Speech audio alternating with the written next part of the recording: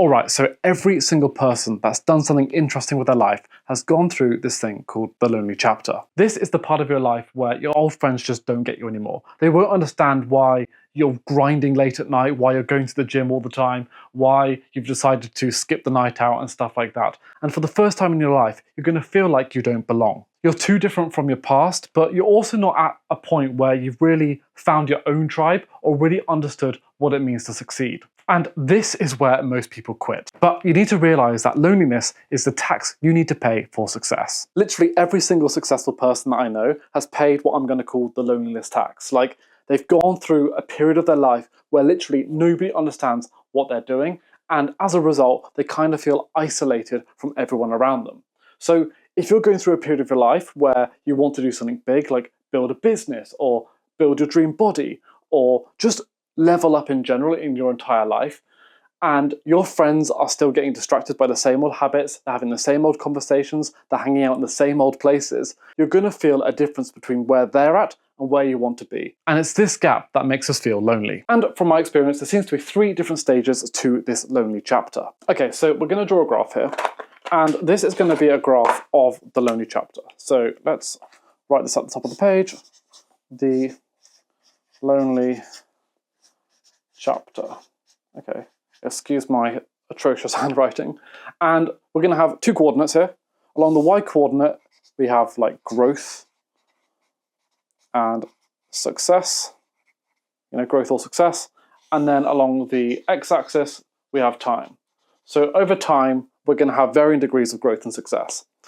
And when we first enter this lonely phase, we have something known as the resistance, okay? I'm going to just label this above here. Resistance. Nice.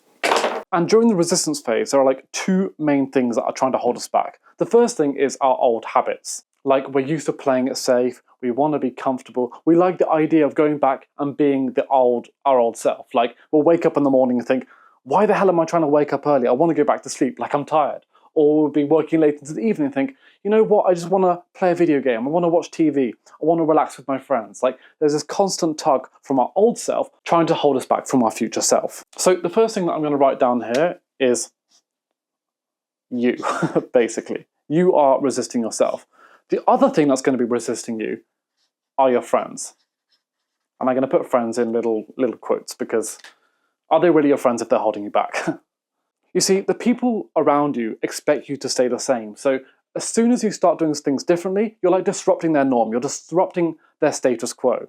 And when you say stuff to them like, oh, I'm going to go to the gym instead of going out, they'll be like, come on, man, it's going to be one night out, it's going to be one drink, it's going to be one this, one that. And they'll constantly be trying to get you to sort of conform with their own ideas of what's expected from you. Or let's say you're trying to start a business and you're wanting to put in like a bunch of work into this thing, you want to build your own thing, you want to escape the rat race, escape the 9 to 5 or something like that.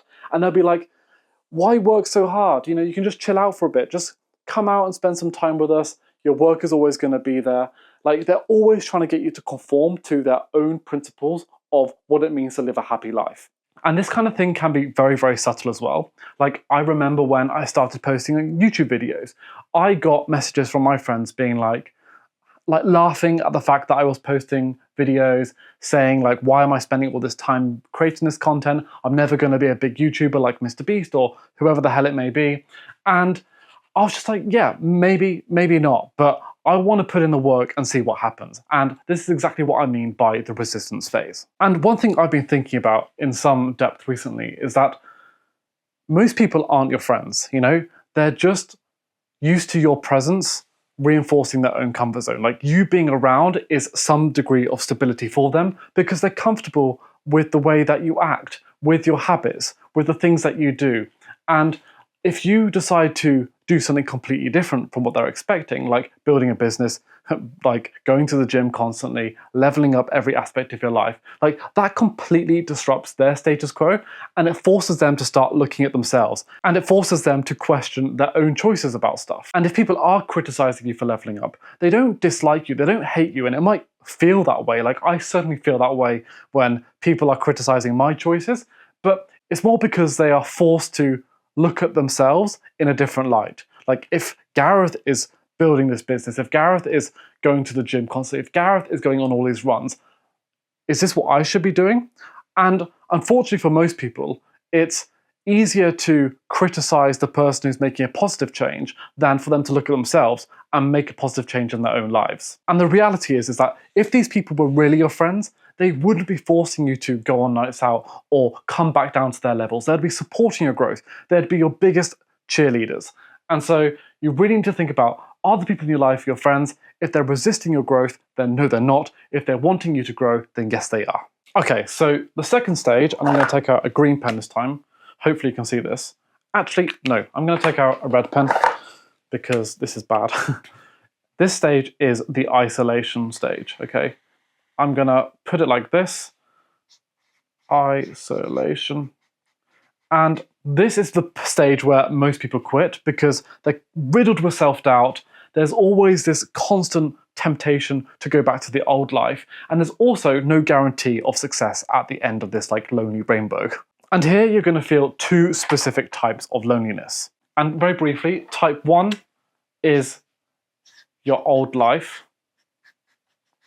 And type 2 is feeling like an imposter in your new world. So let's talk about these in turn. So at this point in the lonely chapter, you're going to start feeling pretty nostalgic about your old life. Like as your friends start getting used to the fact that you are moving on, that you've got new habits, you've got new hobbies, you're on a new trajectory, you're going to start looking at them and going, maybe I should go on a night out with them. Maybe I do miss the fact that I used to be able to sleep in. Maybe I do miss the old things that I used to do. And you're going to begin wondering, like, am I missing out? And you're going to start questioning, was I happy or was I just comfortable with my old life? And I can promise you now, you were just comfortable. You weren't entirely happy. And this like reminds me of a scene, one of my favorite scenes from The Matrix, where Neo is sat in the back of the car with Trinity and somebody else. And he's just met Morpheus, he's just taken the red pill, and like his life is all starting to crumble down. And he's really contemplating, like, should he just leave it all behind and go back to his old life, or should he commit to the road that is going down? And he's about to get out the car and walk away, where Trinity says to him, you know that road, you know where it ends, and I know that's not where you want to be. You have been down there, Neo. You know that road. You know exactly where it ends.